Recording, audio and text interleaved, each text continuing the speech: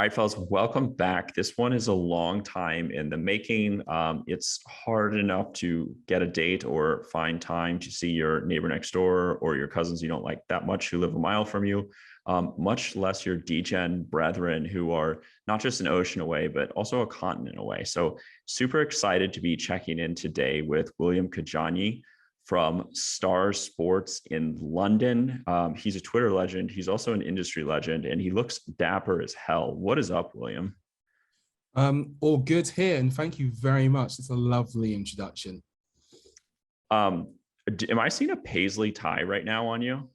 This is a paisley. It's a tie from Gresham Blake of London, and my boss Ben Keith recommended these to me, and I'm in absolute love with them. I've got loads like it. I'm a big fan of this one. I had it on earlier to record something about a different sport. So yeah, very much in love with this tie. I'm very pleased. It looks so good. Well, for those of you who are listening, I will say I am wearing like a $20 hoodie from a surf shop in Laguna Beach. So I feel underdressed, and I know you're a smart guy, so maybe undergunned in the brain power too. I'm sure I will absolutely disprove that over however long this takes. So, William, ostensibly, we've got you on the podcast because you are in London and you were running a very large sports book, I should say politics book in London. But clearly there's more to you than that. What happened to you? Why do you do this for a living? Great question. What happened to me was that I didn't get a job going into sort of our actual press corps, like going into our sort of official media. That's what I wanted to do. I've always loved sports. I've always loved wagering and betting. I used to write on all sorts of sports, and I still do. You know, I was doing Kentucky Derby previews when I was like 18. Wow. And I earned my cash basically by doing like sportsbook previews. Here, there, and everywhere. I wanted to go into racing media at one point, then I wanted to go and turn into politics. You know, I wanted to join stuff like the BBC. I got work experience there, or work for a big London newspaper or an online media brand or whatever. Those things just sort of didn't transpire. And then I found that it was much easier to get paid for doing like, you know, who will win the Kentucky Derby or who's going to cover the spread in an NFL game. Or whatever, and that sort of led me down the sports betting prediction route. And then a man came in to save me called Ben Keith, because he was seeing what I was doing on Twitter, and we got talking. We both had quite a few opinions at the time about various things, and he brought me over to dinner, and he offered me a bit of work. And then I started to write for the content team we have. It's sort of our own sort of Barstool Sports thing. Yeah. Not in the same like vibe, but we got a content website, and I started to write for them and started working very much with our head of content, David Stewart, who's absolutely brilliant. And then just quickly after that, Ben came to me with an idea, which is, why don't I send you a whiteboard and you can discuss some political wagering odds? And I got this whiteboard, which later on I actually might show you. And I just started to write fractional odds on it about various political things in Britain, started talking to them. And like, I was doing this from my living room, right? Yeah. And this was before like the pandemic really kicked in. Like this was in the days when everybody could just go out and about, and they just took off. And then suddenly, like, I was doing a video every day about an MP or the next general election. And then of course, the US elections as well, they came, and I was talking about Trump in my living room, and people were sort of interacting with it, and it just kicked off from there. And then suddenly I started to travel with the board. I took it to London, and I took it to by-elections in weird and wonderful places, like you know, I went to Wales with it, went to Scotland with it, followed it around, and then at the end they just said, well, do you want to come and do this for us full time? And by that point it was the job of my dreams, and it's the job of my dreams. And I get to do this for a living. Good old William's whiteboard. Well, so let's situate ourselves in the big story now that we're sort of situated in your story. So we are, well, you know what? Let me take a step back. So I'm going to let the fake news media tell everyone what's going on. We are dusting off an old Star Spangled Gamblers format here that, you know, was a fan favorite, but I don't know why it went away. You know, people are capricious, including myself. We're going to be playing our drinking games, our bar games format. So we're going to play a round of Would You Rather. We'll ask you some questions about what's going on with Boris Johnson and some of the malaise of the conservatives. We're going to do a little truth and a lie about Nancy Pelosi, thanks to her husband getting arrested with a DUI. And then we're going to, are you okay with me saying bad words, William? I'm absolutely fine with it. Okay, naughty words. Okay, we're going to play Kill Fuck Marry with some really hilarious British political terms. So don't cancel me. So let's pick it up. Let's start with Boris Johnson. Does that sound good to you? Sounds great to me. Okay, all right. So let's remind the Yanks over here. I'm a Yank, proud American, proud Yank. Can't say that enough. Let's remind everyone stateside what's going on in Britain. So I'm going to quote the AP. The Associated Press said, quote, Britain's governing conservatives, that's Boris Johnson's party, Britain's governing conservatives suffered local election losses Friday in their few London strongholds and other parts of the UK. Results that will pile more pressure on Prime Minister Boris Johnson amid ethics scandals and a worsening economic picture. So off year elections in the UK, Boris Johnson already in a boiling pot of stew because of his Partygate slamming beers during lockdown scandal. And about his own future, Politico over here in the US wrote that, quote, Boris Johnson's Conservative Party would lose to the opposition in almost all key battleground constituencies if an election were held tomorrow, and the British PM would likely lose his own seat, according to a new poll. With the next general election taking place in January 2025 at the latest, the results nonetheless paint a dire picture facing the Tories in the wake of the Partygate scandal. Am I missing any other big stories? I guess I'm missing one. Aren't there some random, what are they called, like by-elections or something going on right now? Yes, indeed. So that's a really good summary, basically. Boris Johnson is on the brink under a lot of pressure, facing calls from his own MPs to go. At the literal time of our recording, I believe 29 MPs have called for him to go publicly. If there's 54 or more letters sent in to something called the 1922 committee, there's a vote of no confidence in Boris Johnson. And yes, there are two by-elections. Just for those who wait, what is that? That's a funny British term. We need to talk about what a by-election is. Okay, a by-election. So we have MPs, basically. We have a parliament that elects, there's a prime minister, and that parliament is made up of 650 or so, 650 constituencies.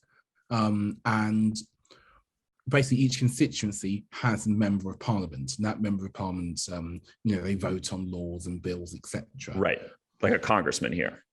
Exactly, like a congressman here. I'd say, actually, yeah, it's like a congressman. Right. And there are elections to all of these seats. Normally, it's a general election where that's decided. That's right. Where the prime minister's decided the governing party, etc. But, however, if an MP faces something like a recall petition or is sent to jail, or they unfortunately pass away or something like that, then the constituency is left without representation. So you have a by-election, so that the constituency isn't left unrepresented. You need certain things to happen. So you're basically replacing someone who like died or was removed from office in like very strange, unpredictable ways. Yeah, and that's what's happening with these two by-elections. One of the by-elections, which is taking place in Tiverton and Honiton, in the southwest of the country, the MP there was caught watching pornography on his phone twice in the House of Commons, and resigned after that. The other, like he couldn't wait to go to the bathroom. Like it was, it is pretty boring, right? Yeah. I mean, the thing was, he was doing it during like a debate, and in the same way that you've got C-SPAN over there, you've got cameras, etc., stuff over here recording. Now, this wasn't caught on camera; it was just reported, but there were sources to corroborate and back that up, and it wasn't the first time it happened. And apparently, on another occasion, he was watching that pornography in a committee meeting, sort of like a House Representatives Committee. Imagine. I feel like at least 50% of like the U.S. House of Representatives is probably watching porn during constituent meetings too. Like this is, I think America is setting the trend here, and the UK is following it. But that might just be the Los Angeles, Hollywood, and me trying to feel important. Well, can I ask you some questions about the betting action on this? course you can. Okay. All right. So remember, this is would you rather. So I'll give you, I don't know if these are both bad choices or both good choices, but I'll let you decide. So, all right. So would you rather say that conservatives taking those big losses in the local elections this May, do you think that that means it's the end of Boris Johnson, or would you rather bet that Trump losing key primaries these past couple of weeks in the US, in Georgia and some other states, do you think that that is the end of Trump? Like, who would you rather deem on the outs right now, Boris Johnson or Donald Trump? Boris Johnson easily, for two reasons. Number one, Trump can sort of run and take over the Republican Party, and that association for them, because of the way the US public is divided right now politically, isn't terminal. I think the opposite is sort of the case of Boris Johnson. Most voters want him to go and have done for a while, and two heavy by-election defeats, because the by-elections are taking place where there were previously Tory MPs who had like big majorities. Like, for example, it'd be like safe Republican territory, right? Yeah. Imagine if or Biden was on the ropes, for example, and there were two sort of special elections and the Democrats lost both. It would not be a good look for him. So you guys also just obsess over like random off-year elections and think they're like oracles for everything. That's one of our favorite things to do in the United States. Yeah, same here. It is a lot of fun to do, and yeah, we do. And a lot of conclusions are drawn from it. So if the Conservatives were to lose both of them, and just you know, as a quick example here, because the odds are, I'm doing fractions, but I'll convert to American. The Labour Party, the opposing Labour Party, are like nearly minus 800 to, nearly minus 800.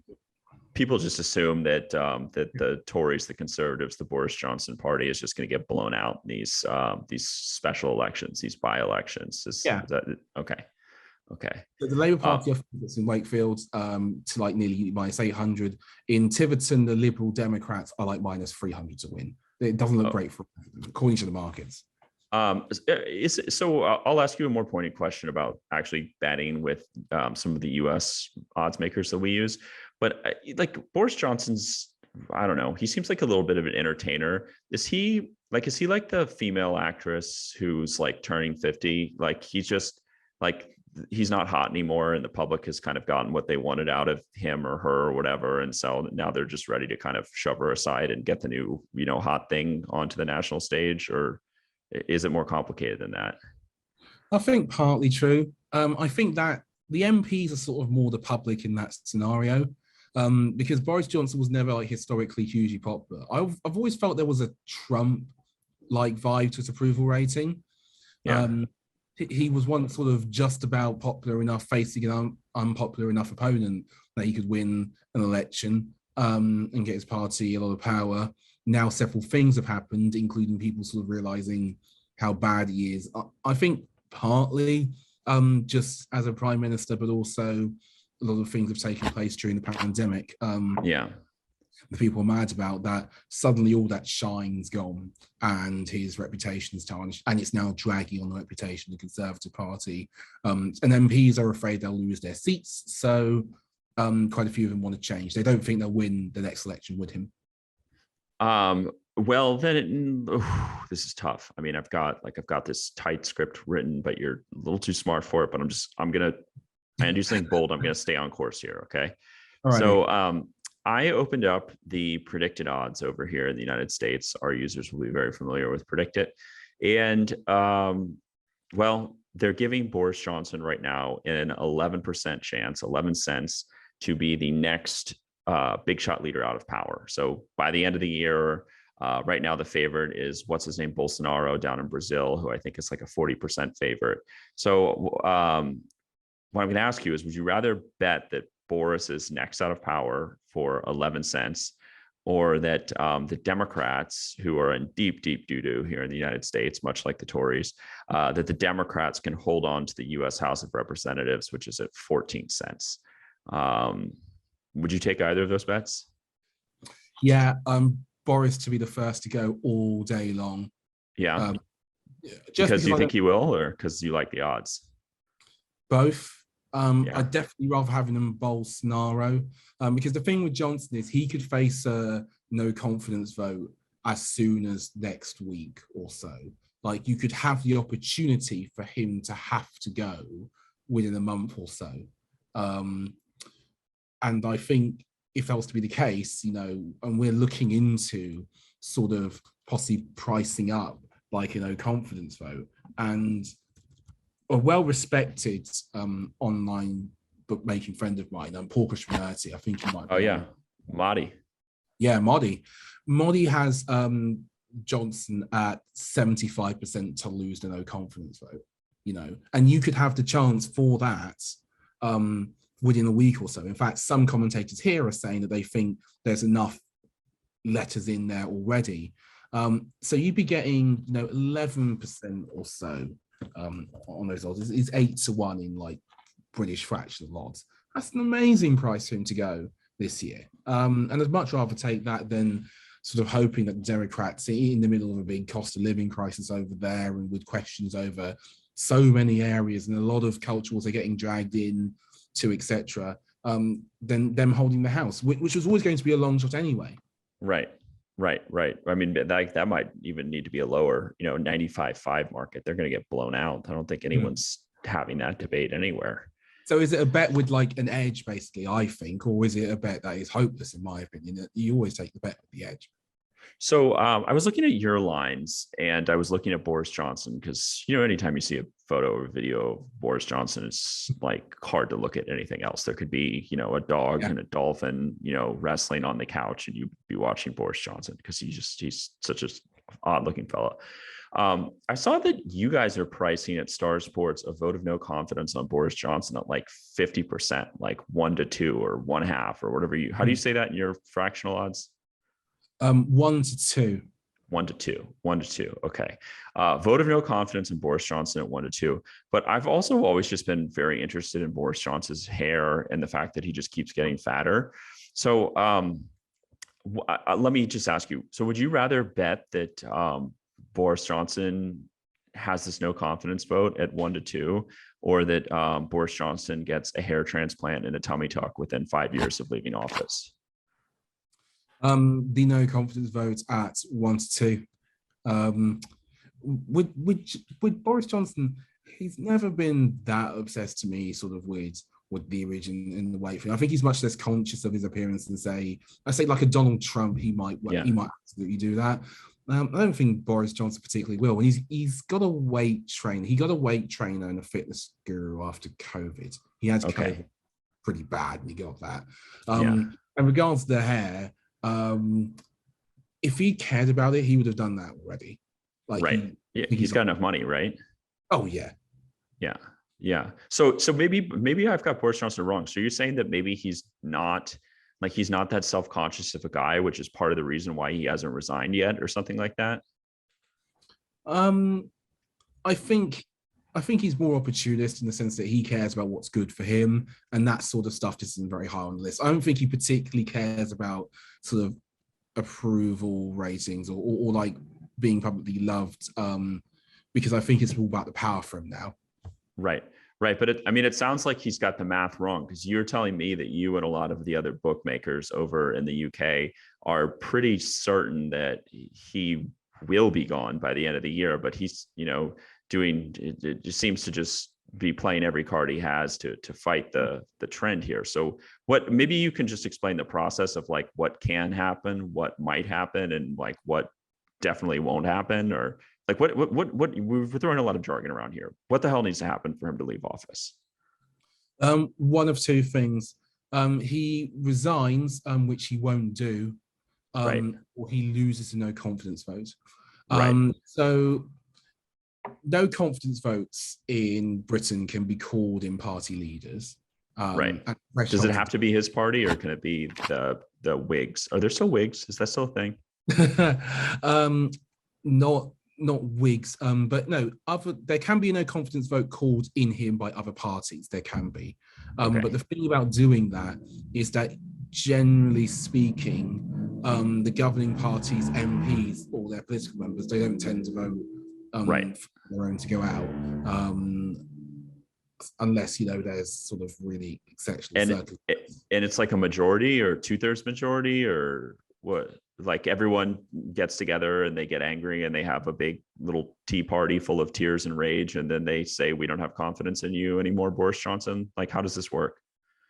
Okay, so there is a thing called the 1922 committee. Okay. And the 1922 committee, this is for the Conservative Party anyway. Okay. This like key group of Tory backbenchers. It's a very influential group. It's really important in the Tory party. And it has a chairman, Sir Graham Brady. And if you want to express no confidence in the Prime Minister, Boris Johnson, what you do is you send a letter into the 1922 committee. Okay, so they're like the high school principal or like the headmaster or something. And if enough, of the teachers say we want a new headmaster, then the headmaster has to leave or something, or yeah. So what happens is basically if 15% of Tory MPs write in to say they've got no confidence, so 15% is the threshold for the vote. So 15% write in, they all send their letters, reaches that tally. So Graham Brady makes a declaration. There's no confidence vote. That no confidence vote is as simple as 51% wins. 51% for him staying. He gets another year before they can have a no confidence vote again. 51% against. He's ousted as Tory leader. Okay, 51%. So if more than half of Tories in Parliament want him out as leader, he's out. Game over. Yeah. Okay, that's simple. Yeah. It took them until 1922 to come up with that. So if I can do a little bit of history here, but the group was actually formed in 1923. We had a general election in 1922, and it was made up of a small group of new MPs, but they'd been elected in 1922. Okay. And it was to help integrate newly elected members. For example, I guess if it was a Tea Party thing, you might say that you could have a 2010 committee, and it could help Tea Partiers get their way around Congress, and then that committee might become really influential, sort of behind the scenes, etc. Right, you could show them where the kerosene to burn the Capitol down with is, and exactly, where to open the door for the QAnon shaman, and that stuff. Exactly, all that sort of stuff. Yeah. Okay, interesting. Okay, well, all right, so real talk though. Do you think Boris Johnson will be out of power by I think Brazil's election is in October or November or something like that? Can this happen in 5 months? It can happen in 5 months, yes. And I think the chances of it happening in 5 months are definitely greater than 11%. Well, can you tell me, because I'm holding some bags at 40% chance. So can you tell me that they're greater than 40 cents, 40%? Because it would be great if you could pump that. I think greater than 40%. It depends on who you listen to. I know Motti definitely thinks they're greater than 40%. I know there's quite a few people betting on our sports exchanges who believe that to be the case. I think to lose a vote of no confidence, I think it'd be tight for a vote of no confidence. I genuinely believe it's probably in the 45 to 55% range, depending on when it happens and sort of, the inter-party stuff and what cases can be made. I think 40% is probably reasonable enough for him to be gone by October. I don't see them stretching it out all the way into Christmas. But as to whether he'd lose no confidence vote, I'd be much less certain on that. I think there's definitely plenty of MPs who'd vote against him, but there are a lot of people who are loyal to Johnson in the way that they're loyal to Trump. You're not going to get them to turn on him. Particularly also as there's a government payroll. Loads of people are just ministers because the government has appointed them. Don't see too many people giving that up lightly. Well, also, if this controversy stretches until Christmas, everyone wants to be invited to Boris Johnson's Christmas party. So, yeah, sort of swimming upstream there. Yeah. Okay, well, I'm gonna take that. I'm gonna take that as you telling me it was really smart of me to buy all of these bags on Boris Johnson being the next G20 leader out. That I'm not actually down $175 or so in this marketplace. The market is just stupid, and I am wise, and I appreciate that. Thank you for making me feel better about myself, William. It is my pleasure.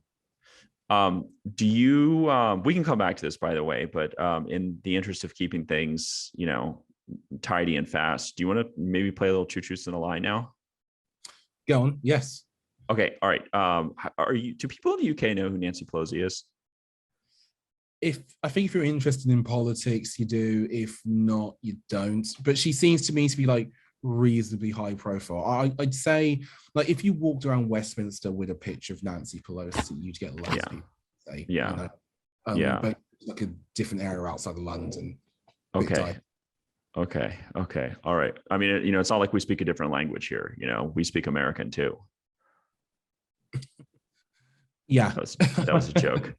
Okay. All right. So let's talk about Nancy Pelosi. Two truths and a lie. Okay. CNN quote. This is from this weekend. House Speaker Nancy Pelosi's husband was arrested and charged with driving under the influence after being involved in a collision Saturday night, law enforcement officials said. So Speaker Pelosi's husband, Paul Pelosi, arrested for drunk driving. Official comment from the Speaker's office was, quote, "The Speaker will not be commenting on this private matter, which occurred while she was on the East Coast." So I don't want to dwell on Paul Pelosi, her husband. If I'm 82 and still driving a Porsche through Northern California and ripping beers, like, goddamn, I lived a good life and I'm proud. But I think this would be a fun time to open up Nancy Pelosi's biography, and maybe you can get the UK woke to just you are talking to a card carrying Republican right now. Huge Nancy Pelosi fan. Really admire her. If you're a sports fan, no one plays the game better than she does. Just a dominant player. And I think we need to get the British Isles woke to her. Does that sound good to you? Sounds great to me. Okay.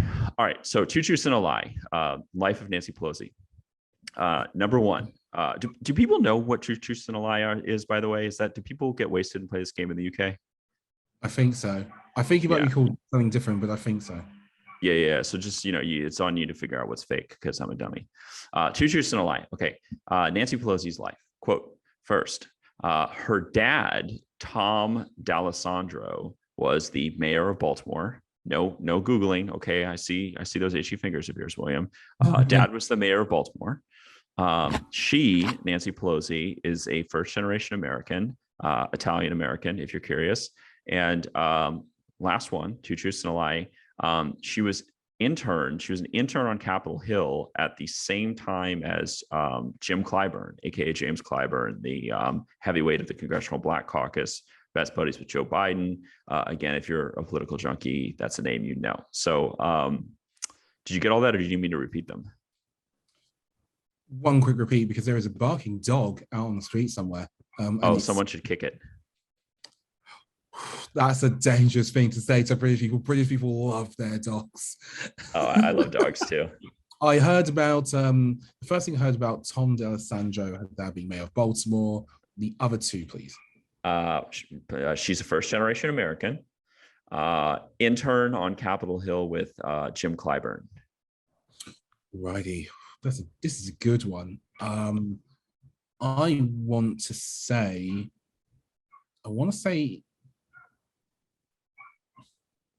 My first instinct was to go the Patrick Clyburn one. That was my first instinct. You think that's made up?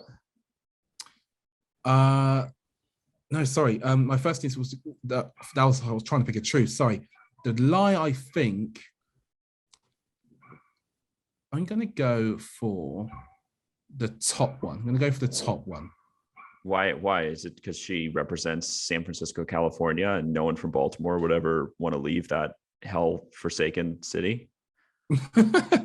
Yeah, partly. And also I can sort of imagine the other two being true a bit more. I don't think it's a stretch to imagine somebody who's so senior in Congress having interned on the Hill. That seems to me to be like reasonable pipeline. Also Pelosi being a first generation American. I don't find it that hard to imagine that's the case.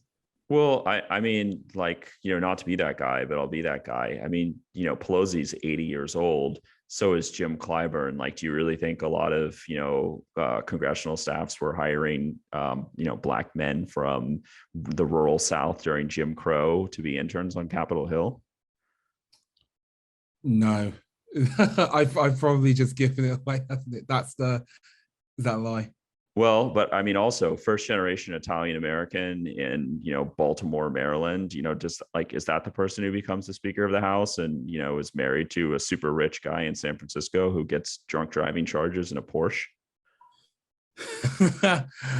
Probably not. Yeah. All right. So I don't know. Pick your horse. You're a punter. Right. Pick my horse. Now that you've said it, and now that I've heard it, the Clyburn thing now sounds the most unbelievable of the three to me. All right, drum roll, William. Nancy Pelosi's father, Tom D'Alessandro, was in fact the mayor of Baltimore. He was also a U.S. congressman from there, an infamous tough guy in big city politics in his own time. Big surprise that daughter Nancy Pelosi is probably the toughest man, woman, or otherwise in American politics these days. I think she counts as a first generation American. I read that her mom came to the United States from Italy, but I think her dad's family had been established. So I'm going to call that first generation though, because, I make the rules to my own games. She was interns with Jim Clyburn. I have no idea what Jim Clyburn was doing in the 1960s, but he was not an intern on Capitol Hill. She was interns with Steny Hoyer, the current majority leader, her longtime number two. They were actually interns in the same senator's office. And she's had one up on him for the rest of her life. So put that in your pipe and smoke it, Steny.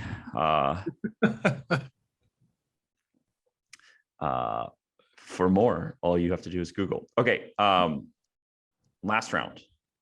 I hope you're not sweating too much. You need to wipe your brow. Take a shot. Get your breath. All right. Well, now we gotta do the crowd pleaser. We're gonna play a little Kill Fuck Marry. Okay.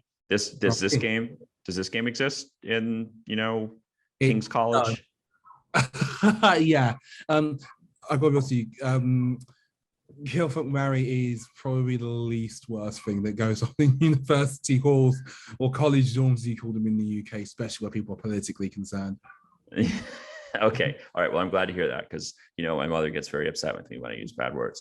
Okay. So one of my favorite parts about being an American studying British politics, actually just studying anything that's gone on in the history of the UK, is just like the wealth of hilarious terms. Like everyone in the United States knows about the Ministry of Silly Walks, which I know was satire from Monty Python, but it sort of captures our American love of what strikes us as like the peculiarities of British English. So I wanted to open up the box here on like some of the funniest terms I think that exist in the UK, and just ask you to kill one, fuck one, and marry one. Are you uncomfortable? Have I triggered you? Like, are you game? I am game. As long as, to be honest with you, as long as it's not doing the game with real people, that's absolutely fine.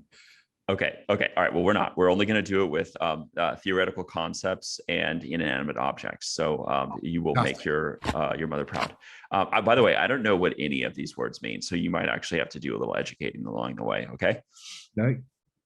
First up, what I think is the funniest word that exists in politics anywhere is, quote, a hung parliament. Okay, let me explain this quickly. A hung parliament is when no political party has enough seats after a general election for a majority in the House of Commons. You need 326 members of parliament. You need to win 326 seats in a general election to have a majority.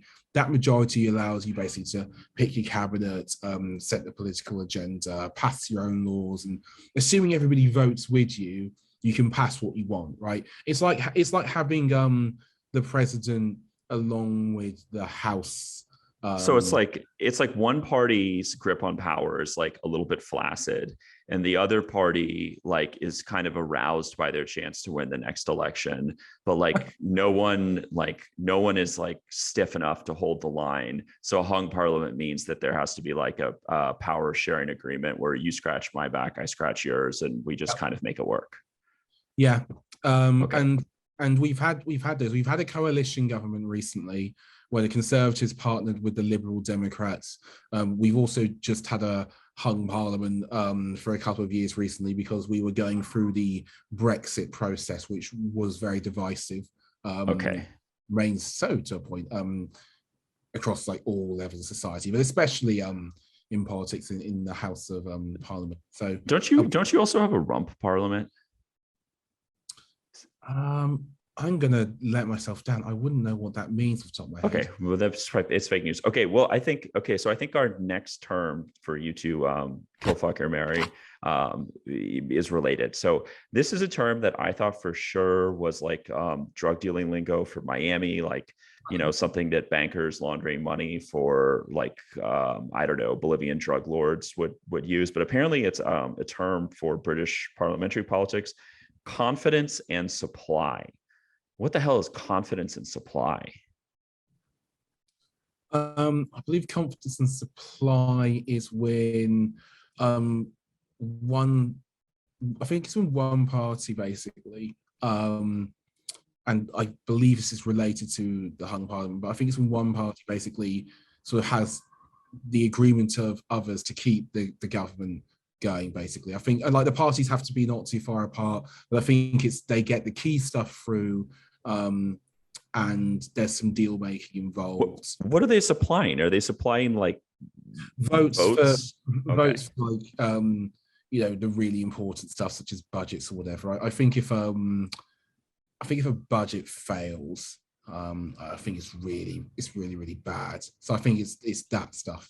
Okay, so it is kind of a drug dealing term. Like, we won't kill you on this turf, but like if you want to go and start dropping talking points over in some of these other places, like we'll rough you up or something like that.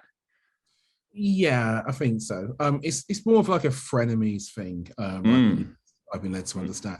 Go on. It's like friends with benefits inside of the hung parliament. That's a good way of thinking about it, actually. Okay. All right, last one. This is one that I've heard my entire life in the United States describing people in all roles, like in boring offices, little league baseball teams. They'll say, that guy, he's a backbencher. But I think that's like a literal term, right? What is a backbencher? Yes.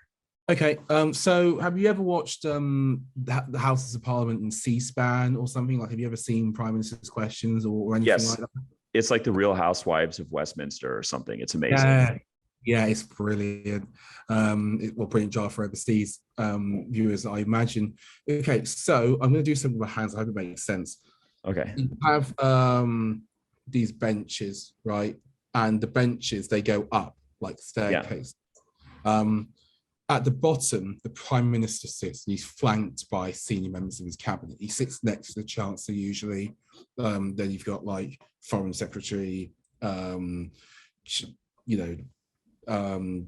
Secretary, the Treasury, or whatever it is. Exactly. Bonamide, something. Yeah, all that.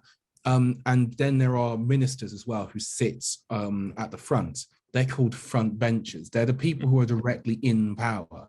If you're a backbencher, generally speaking, you are not in like a position of power in your political party. So when you hear of Tory backbenchers, they're essentially people who are part of the governing party but aren't directly part of the government. They're not ministers, they're not cabinet members.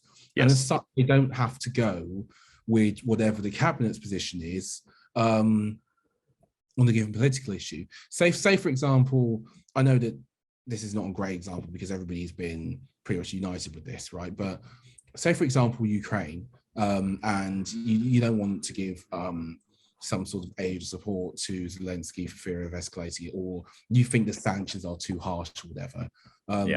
If you spoke out against it and you were from the front benches or in government, you'd likely have to resign to do so. if you're on the backbenches, you can pretty much say whatever. It's just like no one cares. You're like, bro, like, call me back when you're a big kid. No, not exactly. In fact, a lot of people do care. There's a whips office, and they spend a lot of energy trying to get backbenchers sort of to go with the government. But backbenchers can rebel on certain issues. It's the backbenchers who are sending in those letters of no confidence. There we go. Okay, so all time is a flat circle, and all these subjects connect. It's exactly that. It's almost like someone had a vision for this interview. Okay, backbenchers. It's also amazing how many terms in politics are just like visual things like that. Like my understanding is left wing and right wing comes from how the French after the revolution, whatever they called their parliament, would assemble. From royalists to burn them all and send them to hell. Backbencher, that makes sense. It's the way the room is built. And I've heard lobbyist comes from the people who would sort of shout at the MPs in the lobby of Westminster or Parliament or something like that. All these, they're just physical. Okay, well, the burden is now on your shoulders, William. So I'm going to need you to kill one of these. I'm going to need you to marry one of them, and then you're going to have to spend a sultry night in bed with one of them. So I don't know, man. It's a tough call. These are all great. I feel like confidence and supply. That sounds like a marriage, doesn't it? It does, but also because it's the one where I trip myself up, and I know when I listen back to this, I've got that completely wrong. So that can be killed. I am going to spend my night in bed with, I think it's got to be the hung parliament, right? It's got to be the hung parliament. So that can be the fuck option. And what gets you so, why are you so aroused by hung parliaments? Well, to be fair, if there's a hung parliament, it's great for people like me because it means everything's sort of up for grabs in terms of a parliamentary vote, which means much more action, much more coverage, and also you can wager on these votes. You can wager on votes; they become competitive betting events. In the same way, the margin in the Senate is very tight right now. You could have a betting or wagering market or a sports book on any big vote because of the president's basically a sort of like Jim Manchin? No, Joe Manchin.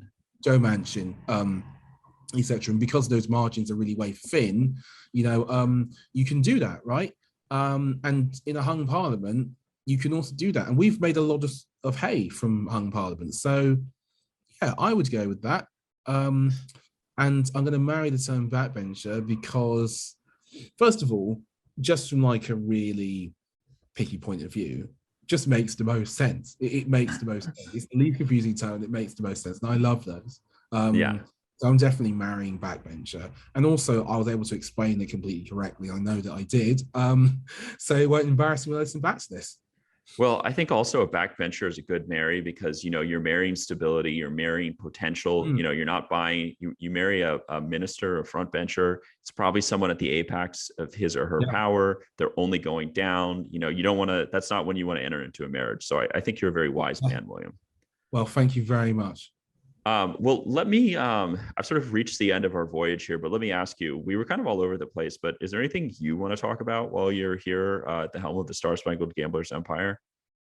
Well, thank you very much for letting me to the helm. I think we've covered an awful lot in this sort of really enjoyable voyage. I would actually just quickly like to talk about the by-elections. If for no other reason, I think it's really sort of actually quite crazy how short the Liberal Democrats are in Tiverton and how short the Labour Party is in Wakefield. Wait, I don't know what those words mean. I don't watch Peaky Blinders. What does that mean? Okay, so Tiverton and Honiton is a constituency. A constituency is essentially the same as like a congressional district, right? Okay. That's the best way to put it. So some congressional districts, they are very heavily D or R. Some are less so. If I'm going to do a sort of incorrect-ish bastardization of this for American audiences, but we have what are essentially special elections, and they are very solidly in heavy C territory, right? Like the majority here was large. Like you're talking 20,000 votes. And you have to remember, you might think that's not very much. Well, we're only a country of like, well, compared to America, we're a country of like 66 million or so. Not everybody's on the voter roll. You know, a constituency, it might hold in terms of voters will turn out maybe 100,000 or so people, probably less than that, come out to vote. So that's a really big margin to turn over. And you might look at it, you might look at the past results and wonder, why in the world are the opposing party like 81 or like minus 455 to take the seat from the governing party? We've had it for ages.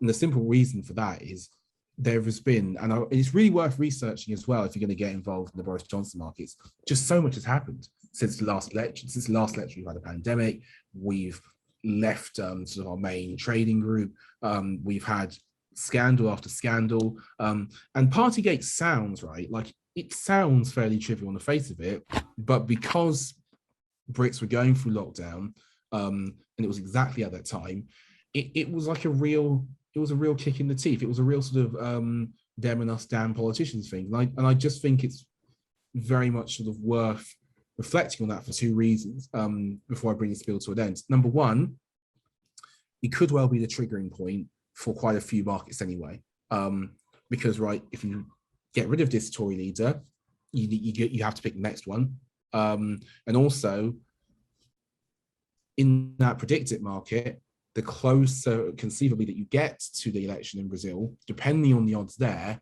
the more fluctuations you're going to get. You know, Johnson going sooner, having a vote of no confidence sooner, it will make a big difference to what I presume is a popular predicted market. Yeah. Sorry, what? Oh, sorry, I just went. Sorry, an agreement, a sort of British muffled agreement noise. I was hearing that as like a French Open, like Djokovic grunting on the tennis court noise. No Roland Garros here. No, but I'm with you. Like, as you know, as the date comes closer, the volatility in the markets increases and people panic and get scared and search for opportunity. And all of this is tied to what are the Conservatives going to do about Boris Johnson? Yeah, absolutely. Also, longer term, if he survives this no confidence vote, he's in there for another year. We've got, I think it's like max of 2 and a bit years until our next general election has to take place. Yeah. And the longer he's there, the more difficult it is for any new leader, if they get in before the next election, to sort of come in and brighten up the party's, the party's image. The last time I looked, these odds went down. They'll go back up. The last time I looked, Johnson was like minus 137 to lead the Tories to the next general election. Yeah. I do not believe he'd lead them to any sort of victory. I think he'd lose it for sure for a number of reasons.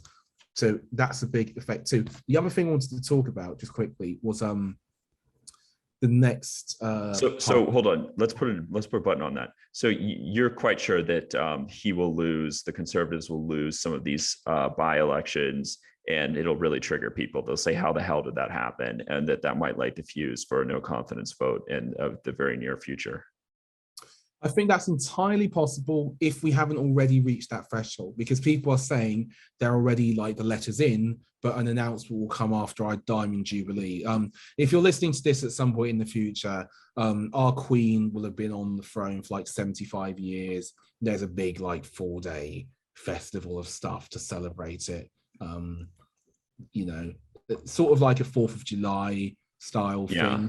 We're going to have an extended bank holiday. A lot of cricket and maypoles and going to the street, like the pubs will open a bit later and stuff, and people will drink lots, and there'll be like a twee British concert with like British pop stars and stuff, like right stuff.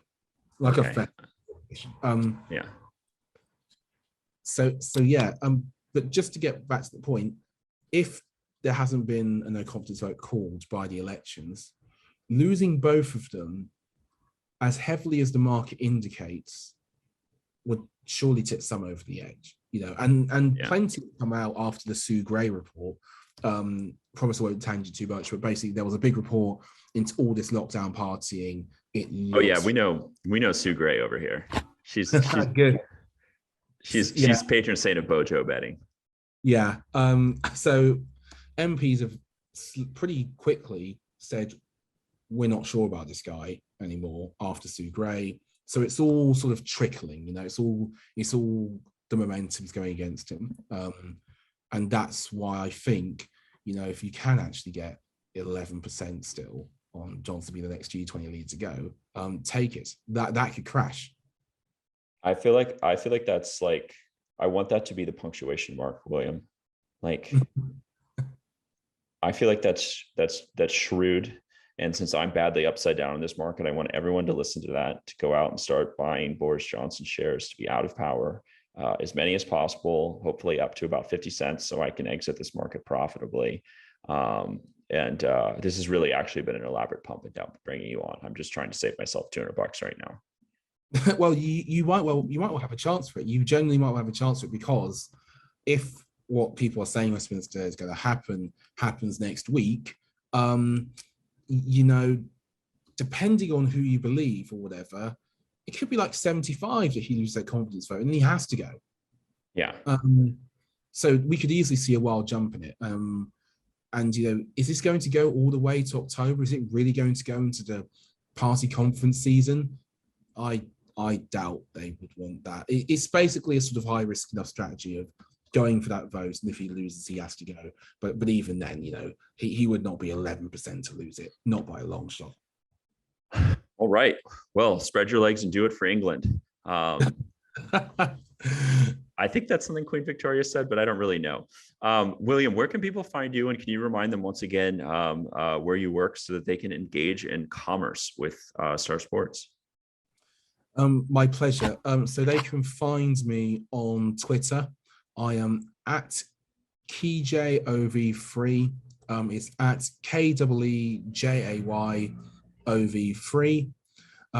They can also find me on starsportsbet.co.uk, where episodes of our Star Spangled Gamblers sister, I should say, the polling station, are recorded pretty much every week, sometimes more for specials.